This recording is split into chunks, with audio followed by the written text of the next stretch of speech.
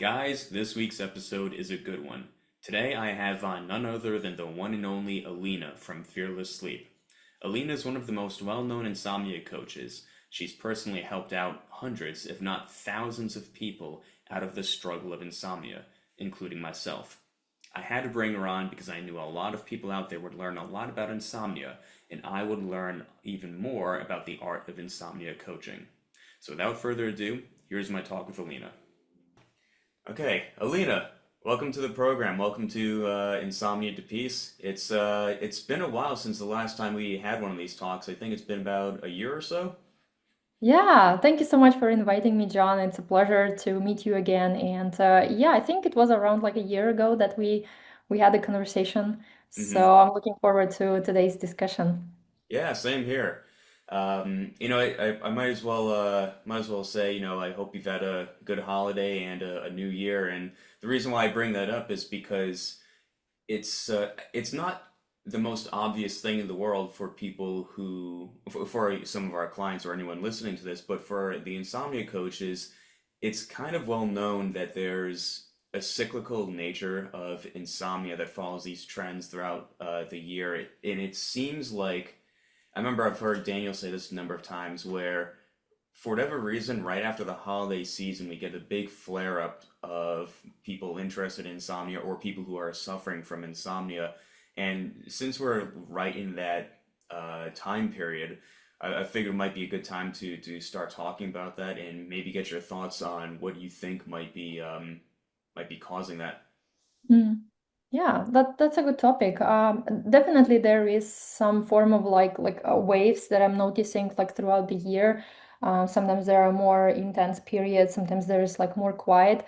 And of course, there can be different reasons for why a person is going through different, parts of their recovery process. Sometimes they're experiencing setbacks and, or what we call them like speed bumps. And it tends to be that Christmas/New Year's period tends to have meaning to people.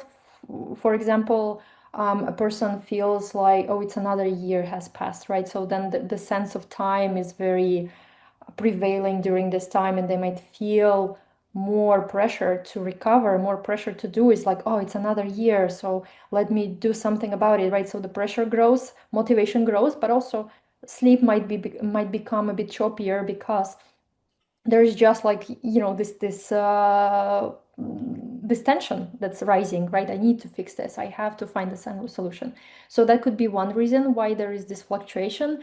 Then another reason could be also that during, let's say, celebration, a lot of different things are happening, so it's kind of like a period Hmm. where life doesn't look like the usual, like any other time of the year, right? So maybe we Sure. have like a lot of visits, maybe we are traveling somewhere on the New Year's Eve, like during the night, people stay up late and so on. So that creates novelty. It brings up like uncertainty to maybe established routine Hmm. days. And so that uncertainty and novelty can feel threatening to the brain that likes to have everything under control, everything to be predictable, reliable. And when we are coming up with some form of like, oh, I wonder how it's going to unfold. Like, well, is it okay for me to stay up late? Or is it okay that I'm having like this, holiday season, I'm traveling and all this kind of stuff, right? It just brings a lot of uncertainty, and then the person might feel a bit more vulnerable and experience some choppiness and hyperarousal increase, and also in sleep as a byproduct of that. And the last reason, the way I explain it to myself, is essentially Christmas time overall tends to be a stressful period for many people because, like, a lot of things, there's extra tasks, but there's also pressure to enjoy this time. And so a person might feel like, okay, I cannot afford insomnia ruining this time for me. I have to Hmm. enjoy it. I have to, sleep well, and if I cannot sleep well, then I cannot enjoy it. So there's a lot of fears around that, and usually it kind of sets off this turbulent period in the form of speed bumps. So these are the common reason that I see for many people arising in around this time. So I don't know if that makes sense with you, John. It does, and I always had the idea that it was the to your latter point, the issue of forcing yourself to putting pressure on yourself to enjoy the moment. It's like you're getting together with friends and family that you haven't seen, and maybe you only see them once or twice a year. So got to make sure I have fun with it.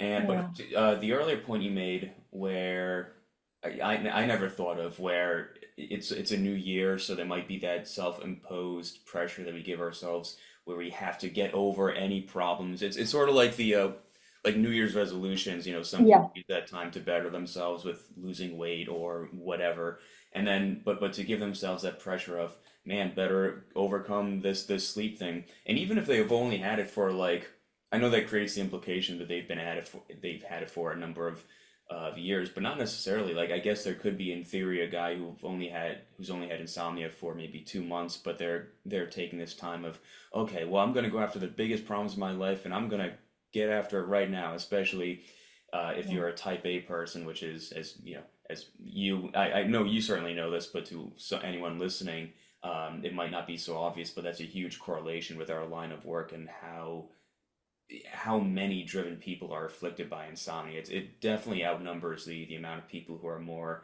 um, who are more, I don't know if passive is the right word, but more go with the flow and that sort of stuff. Mhm. Type B, I guess. Um, Yeah, yeah, and absolutely. yeah, and that self-imposed pressure that we give ourselves to enjoy, we're forcing ourselves to have fun and to make the most of any given moment. And there's nothing less fun than when you're trying to tell yourself that you're gonna have fun. Yeah. That's what really sucks about insomnia, is that not only does it take away your nights, but if you let it, it can also take away your daytime as well. Yeah, I totally agree with that. And as you said, like there is nothing more pressuring than just like having to enjoy. That's the kind of joy killer. If it's like if joy becomes an obligation. And Hmm. so, but this is what many people experience, and this is kind of like a, it's natural desire to want to spend this time peacefully, to enjoy, to not feel like, oh, I'm a person with this problem, but just to feel like our old selves, and just person is simply craving that feeling where Christmas and New Year just felt like this is time for me to meet with friends, with family, and just enjoy, right? And so they feel like insomnia is taking away that opportunity from them. And of course, we can talk about like ways to navigate this pressure and how to, help ourselves through this kind of periods that might not just arise during Christmas and New Year's, but it could be around other times like, birthdays, holidays, weddings, Yeah. trips, summer vacations, right? So it's not like just unique to this particular period. So we can go deeper into that if that's Yeah, sure. something. That might be helpful for anyone listening. So let's say I came to you for coaching help, and I said, I'm really stressed out because I'm going to Paris in a week or two, and I want to make sure I make the most of it. I've been saving up for this trip forever, and if I don't get any sleep during this trip, then the whole thing's going to be ruined. Yeah, yeah, and that's actually a very common thing. Like not that I hear like people going to Paris, but Hmm. any other location. Yeah. The first thing that I usually share with people is that to normalize a higher chance of experiencing sleep disruption in general on a trip because we don't know what the environment is going to be. Maybe it's the hotel or a room where we are going to stay is going to be noisy. Maybe the mattress is going to be uncomfortable. Maybe we eat something and it doesn't sit well with our stomachs, and then it's just there are so many things that might disrupt our sleep. And just normalizing that even person without insomnia can experience some sleep disruption on their trips, that can take away some of the pressure around I have to perfect my sleep on the trip, because it's possible that it might not be perfect, and just allowing this outcome to be there and not to treat it as a failure or something that went wrong, but just as a natural part of human experience. Sometimes we just don't sleep that well, and Yeah. this happens to me so many times. Like you go on like last summer I was staying in one hotel, and it was like terrible pillows, mattress, loud, like some animals were like, screaming outside the window. Yeah, So it was sure. like horrible. It's like it was constant sleep, like, disturbance, right? Yeah, And being able to allow that and accept that, yes, sometimes that is a possibility, can reduce pressure on us to be perfect at sleep. So that's one part of the of approaching this. Another side to it is exactly addressing this notion that I have to enjoy this time. yeah. And what I find tricky is when we set expectations in the form of shoulds and musts and have tos Hmm.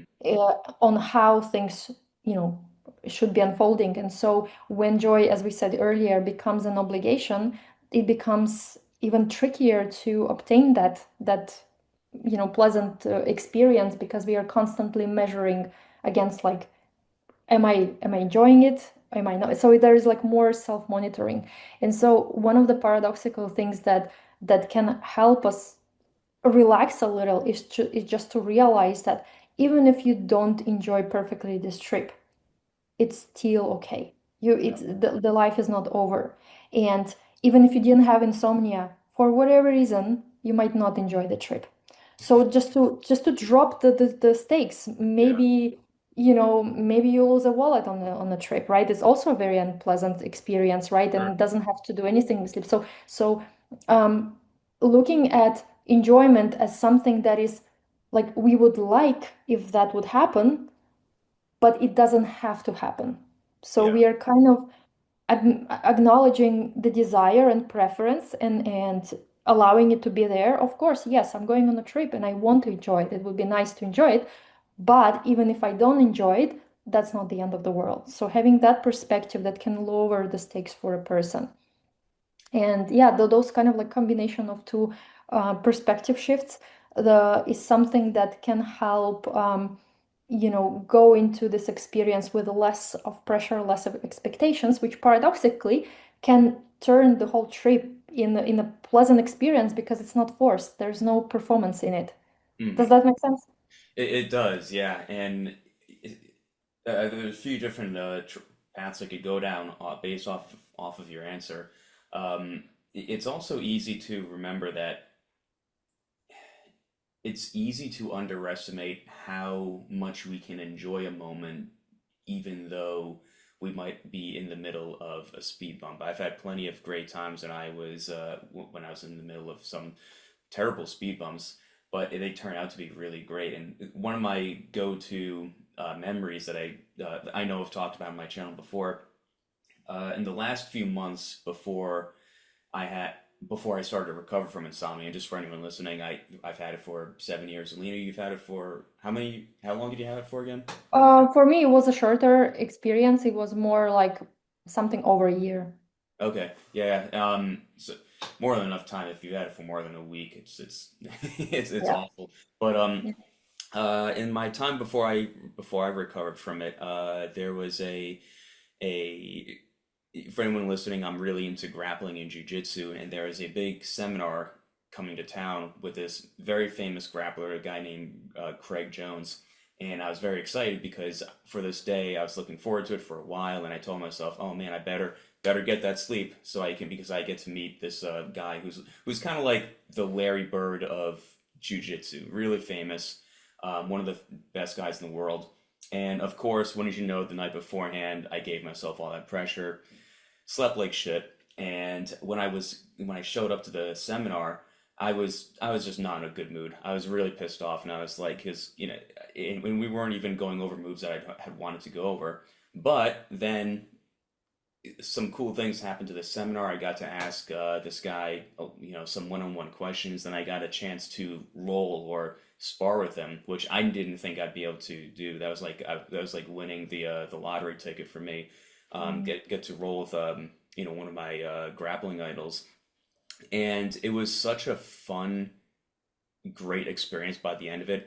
It was almost as if I'd completely forgotten that I was sleep deprived, and I still look back on that. It was one of the best days of my life. So for anyone listening that maybe you're worried about having an upcoming wedding or whatever, something important, don't sell yourself short because if it's going to be your day, it's going to be your day regardless. You know, it's not, it can't prevent you from, it's easy for it to be distracting, but for it to be for us to look at it as a complete and total fun killer, it's just not as it's just not terribly accurate. Yeah, that is so true, John, and I'm glad that you brought it up because that's also a valid point to navigating the Hmm. fears around trips or special days is the fact that we don't know how exactly the day is going to unfold, and being able to tap into this uncertainty and just to see like uncertainty can also bring something good. It doesn't mean that something bad is going to happen. Actually, good stuff can happen too. That could Hmm. be a helpful perspective shift where uncertainty now feels more like an opportunity rather than like some doom or some horrible future, right? Mm. And so oftentimes it happens like, and I hear it very often in coaching is that the person who went on the trip despite their fear, they said actually it went much better than I expected. And they wouldn't be able to see that unless they went. Yeah. So it's part of the experiential part. Like it's just to go into the experience and see what happens instead of like trying to secure a certain outcome and only going when that outcome is secured, because like it's impossible to secure that next day is going to be perfect. It could be, it doesn't have to, but Hmm. we will not know unless we show up to it. So that's a very helpful thing to keep in mind, what you just mentioned, that it Yeah. could be a great day actually. Yeah, for sure. The experience is it's necessary for overcoming insomnia. You have to have experiences, good ones and uncomfortable ones, to overcome insomnia. So that's a very good point. And while we're on the topic of self-imposed pressure, Mhm. this is fortunately not something that most of our clients will be able to go through, but I think it's still important to help maybe demystify the insomnia coaches and take a look behind the scenes of maybe your own struggles, because a big issue that I had when I decided to become an insomnia coach was these massive self-imposed pressure. I think I talked to you about this before, that I gave myself to be able to sleep amazing at all times, and although I sleep much better than I used to, I pretty much sleep now how I did before my insomnia started, but it was still a daunting thing for me because I felt like if I wasn't going to get any sleep, then that was going to discourage my clients who, look up to me. So I try to be vocal and transparent with that whenever I go through like a little speed bump or something like that. Is that something that I'm sure that you must have experienced that in some capacity, or maybe I'll be surprised with your answer. No, I sleep perfectly. No, no, actually, there was I'm writing like my newsletter, and one of the issues like last summer was actually last time I slept poorly, and that letter was received very positively because people finally could sense like, oh, actually, like having a rough night, that's it's okay. And essentially in that newsletter, I shared my experience with what I said about the uncomfortable mattress and the sounds outside, and stupid pillow and all this kind of stuff. Yeah. And on that night I barely slept anything because I was like it's uncomfortable. And I was also thinking about like stuff that was going on during the because it was more I was on a seminar, so I was like processing, and basically my brain kept me awake the whole time. Mhm. And the interesting part was that, I mean, it's not surprising anymore, but it's just like compared to how I used to respond to these types of nights before. Now there is no fear around it. It's just an ordinary night where it just happens to be more, wakefulness than usual. And so what I usually try to do when communicating the ideas around recovery is to also um, see what recovery actually is, because oftentimes person has an expectation that once I recover I get to control how my night goes.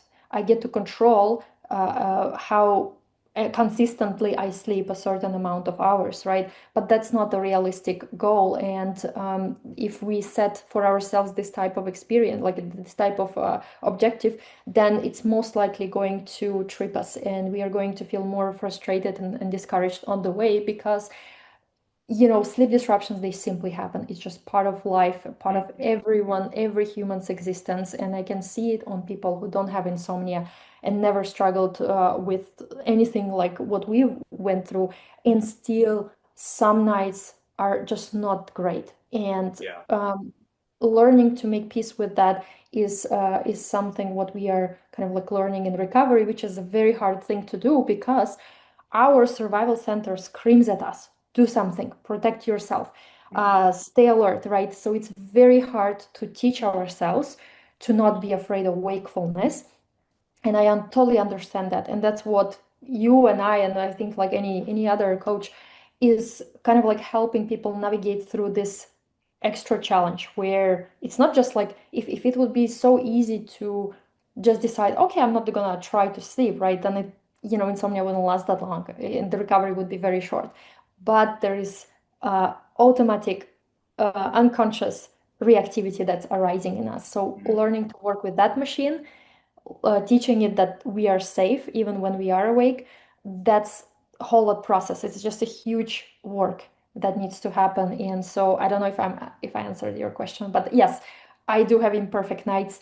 And the thing is that they don't bother me at Mhm. all. And this is something that like I never thought when I was in like going through insomnia, that how is it possible that I can no longer fear just the nighttime and being awake at night. And now I can see that when you stop protecting your sleep, stop guarding it so Mhm. much, then basically there's like things that no longer intimidate you. You're no Yeah. longer on high alert. And when you're awake, you're awake. When you're asleep, you're asleep. That's it. That it becomes as simple as that. But again, like to get to this place, it takes courage, it takes time, it takes persistence, and not giving up on yourself in the process. Yeah. Speaking about that point of what you were saying about how relearning that there really isn't so much to be afraid of. That kind of reminded me of this idea that I've had to do a video for a long time. Are you by any chance familiar with Breaking Bad or Better Call Saul or any of those shows? Have you ever I mean, I heard of them. I know they're popular, but I haven't seen them myself, unfortunately. So maybe sometime in the future. Yeah, well, there's a character in that universe in Better Call Saul, this guy named Lalo, who's a terrible human being, one of the worst people in the show. So not a role model otherwise, but what's interesting is that this character suffers from insomnia, debilitating insomnia. He only has like he's only slept like an hour or two of sleep throughout his entire life. And but what's interesting is because the writers of the show aren't really familiar with the inner workings of insomnia, the guy actually has the perfect outlook towards insomnia. And like, I mean, there's a scene where he talks to another character of the show. He's like, yeah, he's just like hanging out, and it's the middle of the night. He's over at a campfire, and he's just maybe has like a drink, whatever. And he's telling this other guy like, yeah, I just don't sleep. I only have like an hour of sleep. And the other guy's like shocked, and he says, does that does that bother you? Does it? This guy Lalo is like, nah, not really. This is where I get my best thinking done. And he's Mm. so at peace and so relaxed with it. And weirdly enough, that's one of like the better outlooks you could possibly have. And paradoxically, that would help uh, uh, cure or recover the insomnia process itself. It's just funny that like the writers of the show just didn't know that. They showed him doing exactly what we would strive towards to overcoming insomnia. Um, and I would want for the longest time I've wanted to do a video on this guy of like, okay, this is how you should be more like this guy, but only in terms of the insomnia recovery. Don't do any of the other stuff. Don't do it because he's an awful, awful person otherwise. But Mm. the way that he articulates it is just like spot on with like, oh, that's how it's be more like him, but only in this Yeah. way. You know? Yeah, yeah, yeah. Yeah. Yeah, it's like he embodies the perspective that allows you to, stop suffering from insomnia. Yeah. Um, one thing I wanted to ask you about is if there's any part of your approach to insomnia that sort of differs from the I know that you're obviously heavily involved in the sleep coach school, but do you have is there a particular aspect of insomnia recovery that you lean into more or lean out of? And the reason why I say this is because the importance of self-kindness is a huge topic that is often discussed at sleep coach school. And that's something I will dip into occasionally for some of my clients on an as needed basis. But for me, weird, I've noticed that I don't nearly talk about it as much for my clients. It doesn't, only because it seems like for my clientele, it doesn't seem like it's particularly necessary for them to hear it. And of course, if I do sense that there are times maybe if they're beating themselves up, then I'll lean into it. But I've noticed that I don't seem to talk about it nearly as much as other coaches. So I was wondering if you have some particular theme that you lean into more or step away from that other coaches might talk about more often, if that makes Mm. sense. Yeah, that's a good question. I think that, self-kindness is one of many aspects of recovery process, and then it becomes relevant at certain points more than other points. So it's not like this kind of like in this So kind of prescriptive. blanket ways, like just just now trying to focus on self-kindness only and without regards like for what is actually going on, whether there's a necessity to put such an emphasis on it. Of course we want to have a kind relationship with ourselves as we are navigating this. Mhm. So self-kindness becomes more of this kind of like little companion to whatever we are going through. So sometimes we might want to remind, person up when, especially when they beat themselves up, when they feel like, why am I not getting this, and all this kind of stuff, right? We want to tap into this. Um, but there are times when other aspects are more kind of like deserve more attention, especially if, let's say, person is avoiding life and they are like completely shut down from any sort of activity. So we do want to bring up an opportunity for them to start expanding their life, just to include more things, maybe not all at once. And that's a part of introducing self-kindness into, let's say, exposure. We are not trying to do things just, okay, now I'm going to expose myself to all sorts of like triggers and do it without any mercy for myself. No, I want to do it kindly and gently towards myself. So I want to take a step forward, but I also want to have like some form of like compassion for myself in the process. So kindness is this kind of like invisible thread that kind of goes through all the elements of recovery. That's how I Mm. see it. That's a really good, yeah, that's a really Yeah. good point. And when you were saying that, it reminded me of a moment during my own recovery. This is before I was introduced to the sleep coach school. I was familiar with some of the teachings just from watching the occasional YouTube video and here and there. And there's this one night, there's this one night where I told myself I was going to do the exact opposite of what I would normally do, where instead of trying to cherish and carefully safeguard this precious sleep drive that I was picking up, and that Mm. that sleep feeling of sleepiness that we so cherish, or at least trying to chase that, which we know is a problem. I decided to go the other go really hard, balls to the wall in the other direction, where I told myself, okay, I'm just going to do all these things that are going to trigger me. I'm going to, I don't know, take a cold shower. I'm going to drink, a few cups of hot coffee and all that sort of stuff. And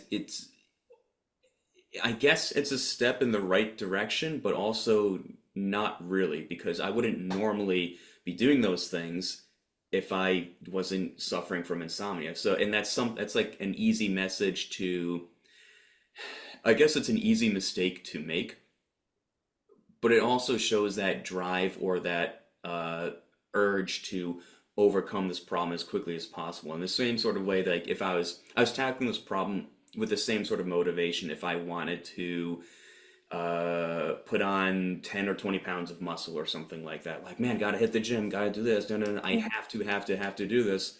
And in the same way, it just doesn't work for insomnia, whether it takes the form of the sleeping, of taking or chasing the latest uh, sleep supplement stack, or trying to urgently overcome this fear. But I like what you said with the invisible needle or the thread or whatever.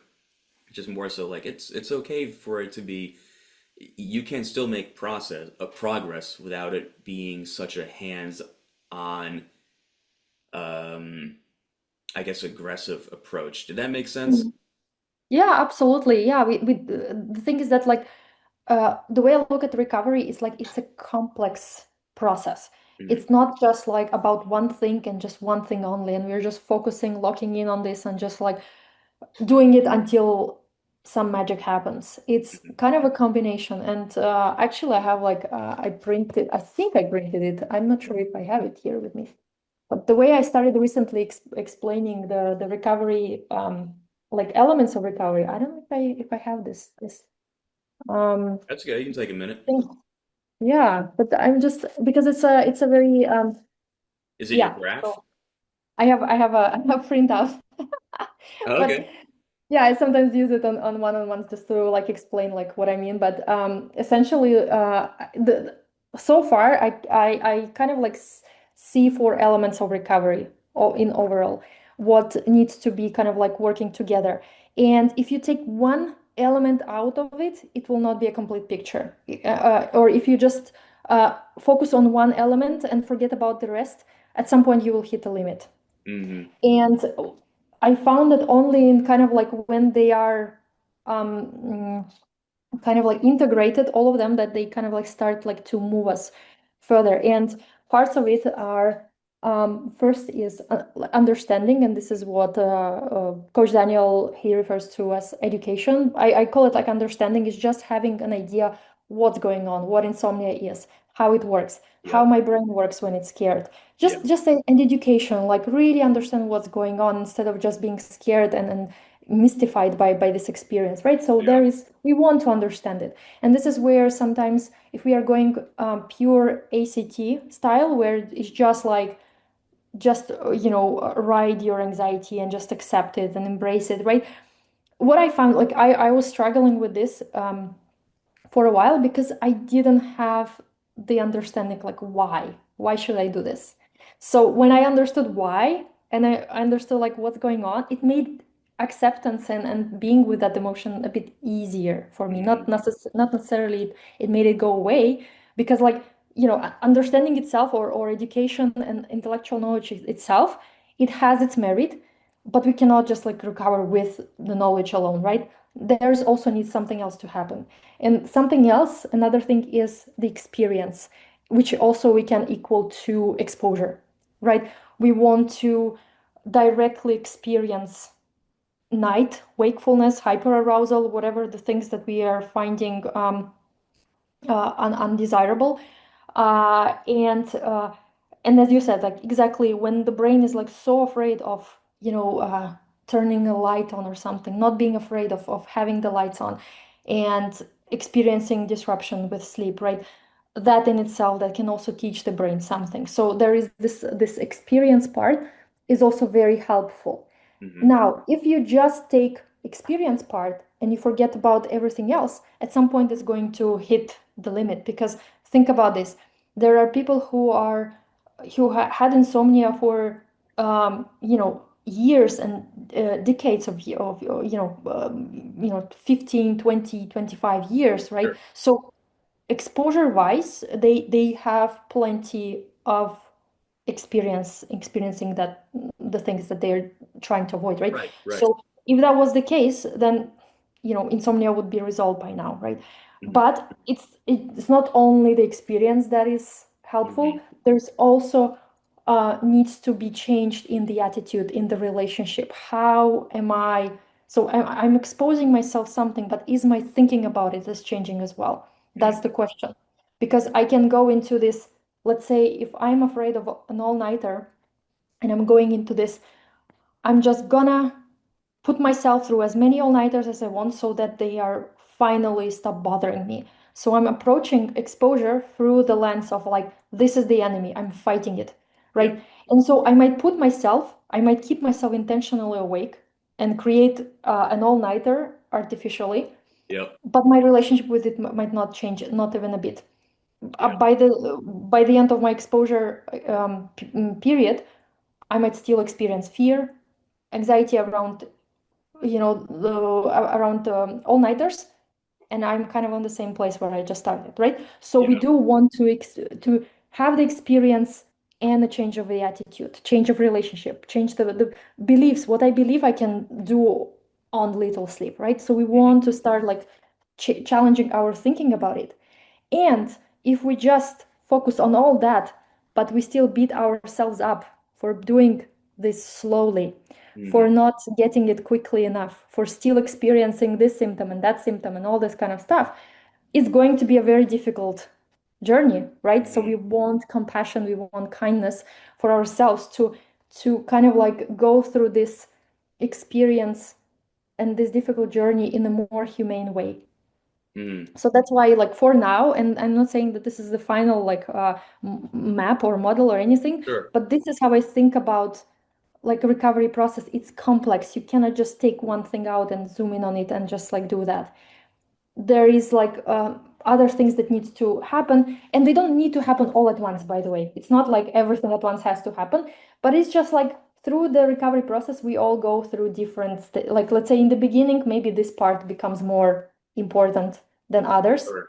Later on, maybe it's about just the exposure or the experience, Hmm. and then maybe it's more about like changing the attitudes and relationships, and then maybe somewhere like later on the emphasis goes on compassion. So it's Yeah. not about like nailing everything at once, but this is something that I noticed that that's how my recovery process went, and that's what I'm noticing in others, how they That's go.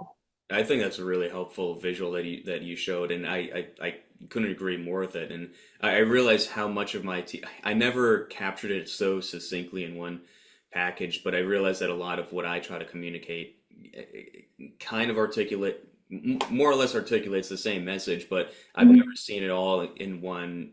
I've never seen it explained so succinctly in one diagram. I really like that. So hats off to you for coming up with that. Yeah, thank you. Thank you for that. And yeah, I mean, this came after like a long time of pondering, and I also couldn't vocalize it and put it like map it out because it felt like, yeah, but this is important, but also this is important, but this is also, so Yeah. it felt kind of like because oftentimes a person comes and they say like, okay, what is the one thing that helped you get out of it? And I'm Mm. like, well, it's not one thing. There's no Yeah. one that's kind of like a key and then it's going to unlock everything else. It's like it's putting together more elements, and that's how all together they create this overall change. Hmm. One thing that I really wanted to bring up now, I was going to touch on this later, but I think it's really relevant to what you just said.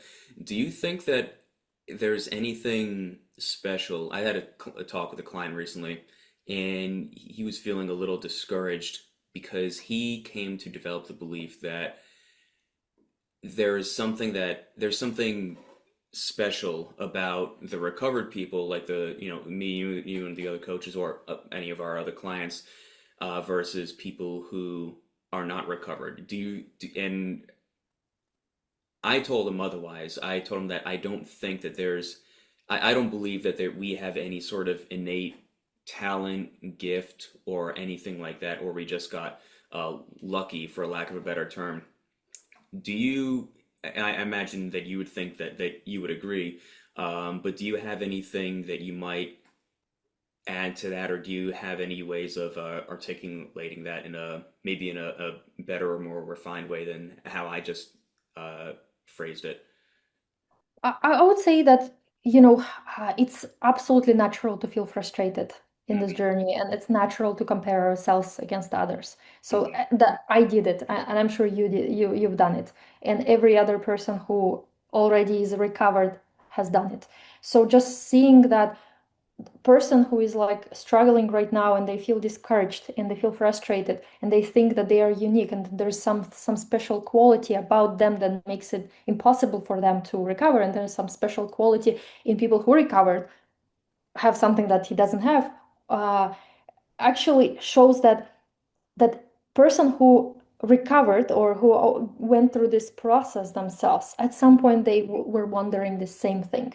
Yeah, There was also notion, I'm unique, I'm not like others, my insomnia is for real, this one is the one that I cannot get out of, yeah, this is the one, I will be the one who couldn't get away, or what is yeah. the, Couldn't so recover. so Yeah, yeah, so that's a very human reaction, and this is where usually our brain tends to lead us into persuading us there's something unique, there's something that where, yeah, acceptance will not work for you, let's try something else. So it's like, in a way, it could be another trick to keep problem solving it and saying like, no, this is not the way, or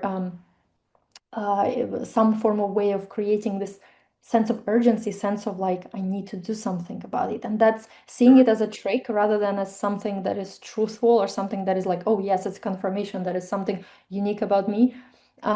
Yeah, like seeing it clearly can be very helpful. And I'm saying like, virtually every person who's going through insomnia has the same thoughts. I had them a lot, and I remember questioning this even when I was more kind of like advanced in recovery. I was still kind of like there was still a way to go, but I still Yeah, felt like maybe I'm the one who cannot like make it to the this complete freedom from fear. sure. Um, so just knowing that, every person who recovered had the same thoughts the person who is still in recovery has about their uniqueness, it proves that the thought about uniqueness is actually not unique.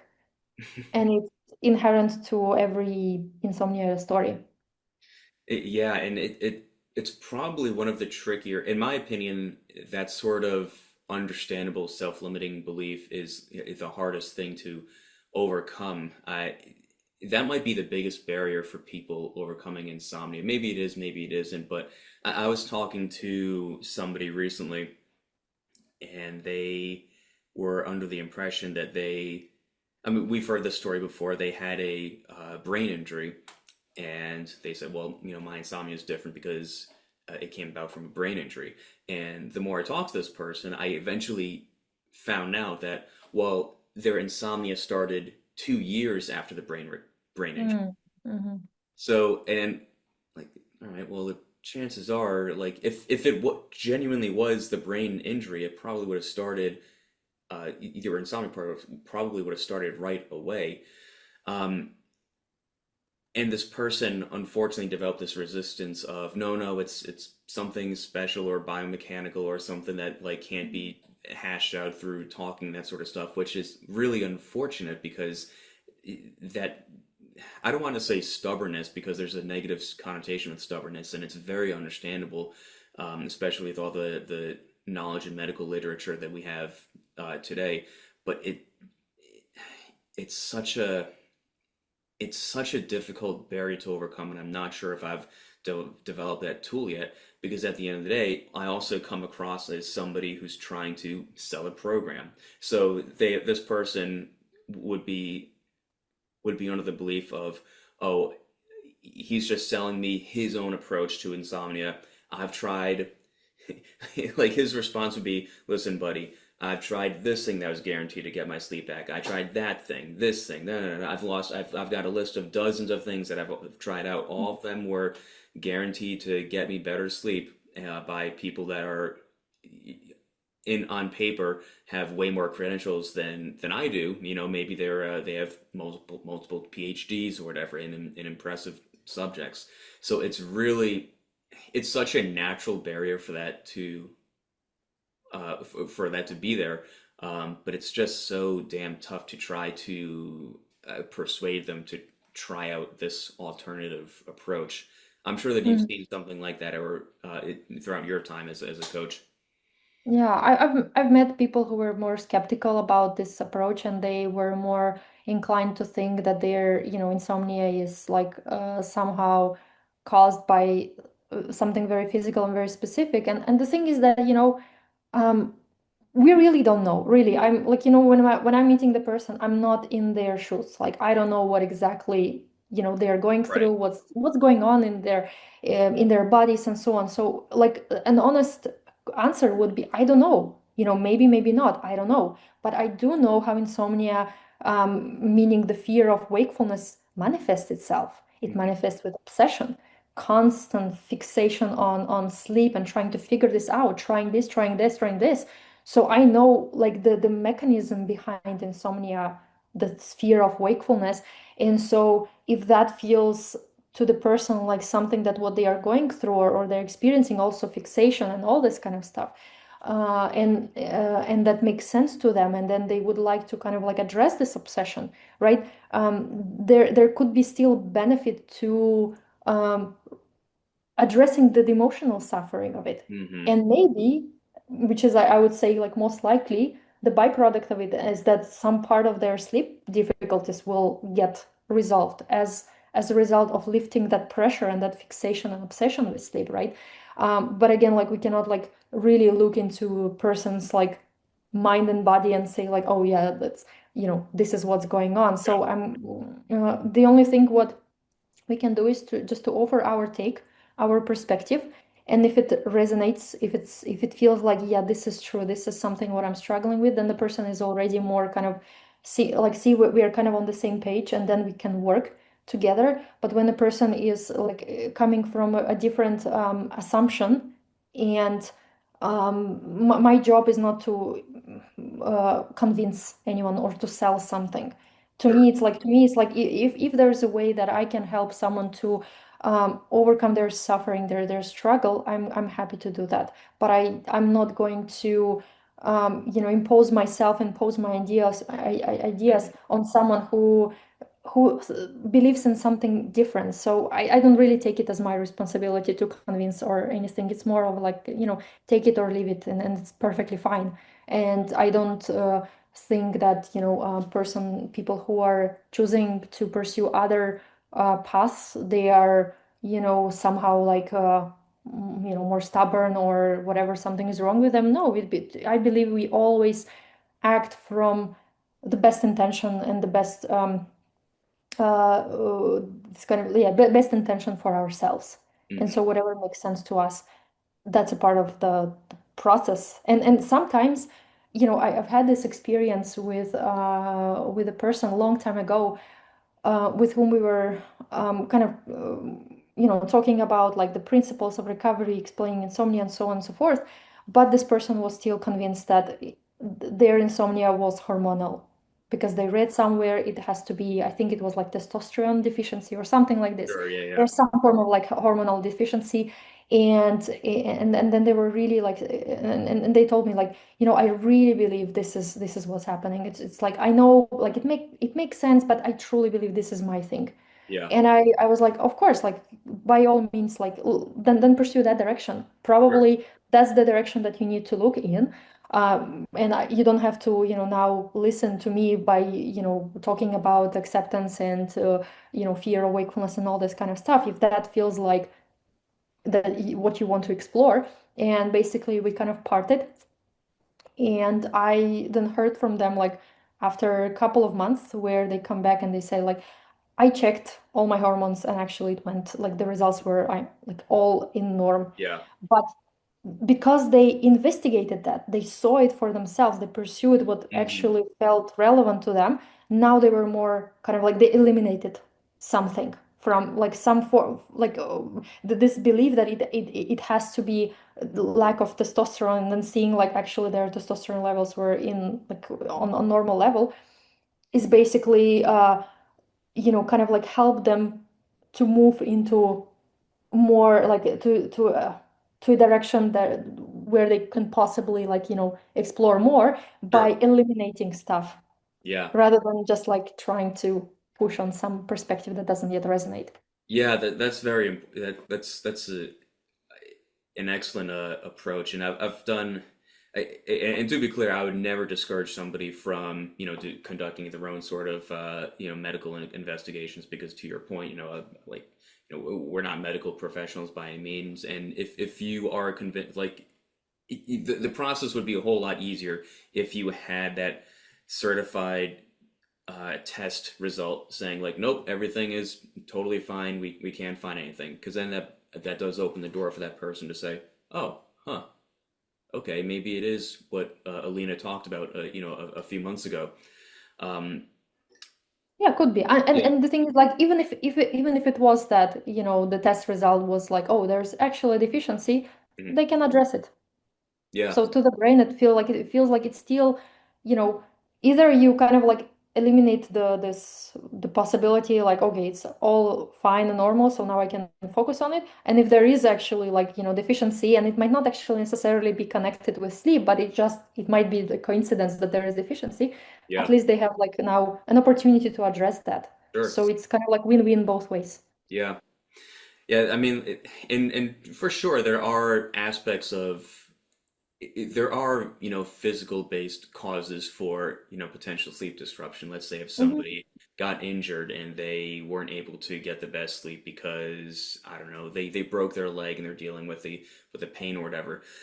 Of course, there's a good chance that that's going to disrupt anyone's sleep, but you can sort of, if you talk to those people and you're picking up the signs of a struggle from the way that they're articulating their problem, uh, that's a good indicator that they've developed this fear, this need, this urge to overcome this sleep issue that they've developed, and that urge or that fear or that need to control things, that's, in my experience, way more detrimental to sleep. I mean, that is insomnia as opposed to the sleep, as opposed to the pain. I mean, and I'm speaking from not from my client's experience, but from my own personal experience. There have been times where, I remember I would get there. I would have the occasional night where maybe I was in pain because I broke my thumb or it was cold, and I did get some sleep.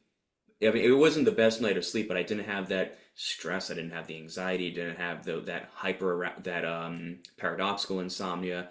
I wasn't trying to problem solve throughout the night. It was, I did sleep. It wasn't the most comfortable sleep, but that was way better of a problem to have than massive, um, this massive fear or struggle that I had picked up. I mean, this is the sort of stuff that's way more uncomfortable. So, yeah, if somebody has picked up some sort of physical based cause for sleep disruption, and if that's something that this person would want to investigate, great. Having said that, if as they're talking, it sounds like they've picked up this massive fear, then that's something that could be worked with, because that's not going to be that urgent problem solving or fear. That's not going to do it anyone's sleep any favors. Yeah, yeah, absolutely. Like big component of insomnia is suffering, Hmm. and yeah, it's helpful to distinguish between sleep disruption and the fear of not sleeping, which is how we define insomnia, right? Because those two might look like sleep disruption, but one can be just obviously, caused by external reasons, such as, like broken leg, having fever or Yeah, having whatever. Like even, if we think about like menopause or something like this, there's like hormonal changes, like, right? And then there's sure. like hot flashes and all this kind of stuff, right? It's not uncommon to hear that during that period sleep is disrupted. So those are kind of like reasons like for sleep disruption, but insomnia adds an extra layer to that. And it's basically we have a sleep disruption, but then it kind of spirals into this panicky state, into this obsession with sleep. And so that's what creates even extra struggle for us rather than the sleep disruption alone. And not to say that sleep disruption cannot be uncomfortable. Of course it can be, and it can be annoying, and people might feel tired and groggy the next day. They might have a lot of times like a person is afraid of how am I going to feel the next day after sleep disruption. And this isn't to diminish the effect. Like, let's say when we sleep less, we might feel worse the next day. It's Hmm. kind of like keep anyone awake, any person without insomnia, and just keep them awake against their will the whole night, most likely during the day they're not going to feel that great, Yeah. but it's not going to kind of like go into this panic around this Existential dread. fixation on this. Yeah, and so we might even in post recovery, as I said earlier, that we can have a rubbish night. This is something, it's like we cannot avoid that. We cannot guarantee that there will never be a night that just is not that good. It doesn't have to throw us into a spiral, and that's what we are kind of like, that's the byproduct of the recovery process, is that even if there's sleep disruption from whatever reason, we don't have to go into the same pattern of insomnia where we start fixing it, solving it, and Hmm. ruminating about it. Yeah. No, very well said. Alina, unfortunately, do have to wrap things up here, but I can't thank you enough for coming onto the program. Really great to get your thoughts on insomnia and recovery, and I think this is going to be very helpful for a lot of people. So thank you again. Yeah, thank you so much, John, and I hope it will be helpful for your listeners and viewers. And yeah, I appreciate that you invited me again another time for this call. And yeah, I hope to see your channel thriving and growing.